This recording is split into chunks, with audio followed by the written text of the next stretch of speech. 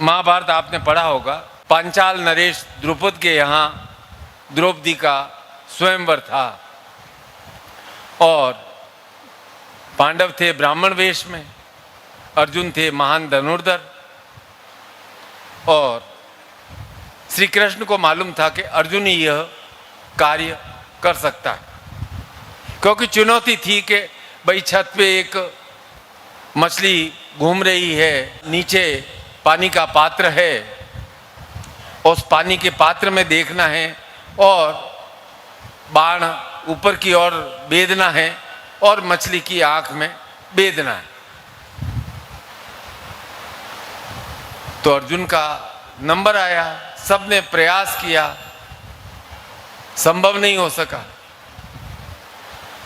तो श्री कृष्ण ने कहा, अर्जुन देखो तुम विचलित मत होना, नीचे जल के पात्र की तरफ देखना, दाएं बाएं मत देखना, एकाग्र होना, सही समय पर तीर को छोड़ना।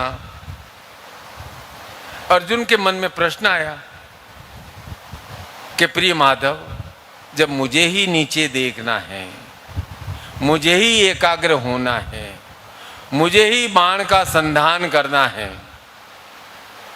सब काम मैं ही करूंगा, तो आप क्या करोगे?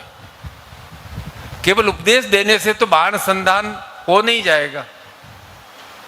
आप कह रहे हो कि तुझे फोकस करना है, तुझे अपने काम की ओर ध्यान देना है, तुझे दाएं बाएं नहीं देखना है, तुम्हें यह करना है और तुम कर लोगे। तो बोला, देखो बेटा पार्थ, तुम्हारे वश में है कर्म करना, ये सबसे आज की विशेष बात है। तुम्हारे वश में है कर्म करना, जो तुम्हारे वश में नहीं है वो मैं करूंगा। तुम भरी सभा में तीर चलाओगे, निशाना साधोगे, लोगों के आने जाने चलने से जल का पात्र है, हवा के प्रभाव से हिलेगा अवश्य, प्रकृति का नियम है। तो मैं उस समय अपनी शक्ति से उस जल को स्थिर रखूंगा, जिससे तुम समय पर, उचित समय पर बाण का संधान कर सको। तो भाई प्रत्येक शिष्य का कर्तव्य है अपने जीवन में कर्म करना, लक्ष्य की ओर ध्यान देना।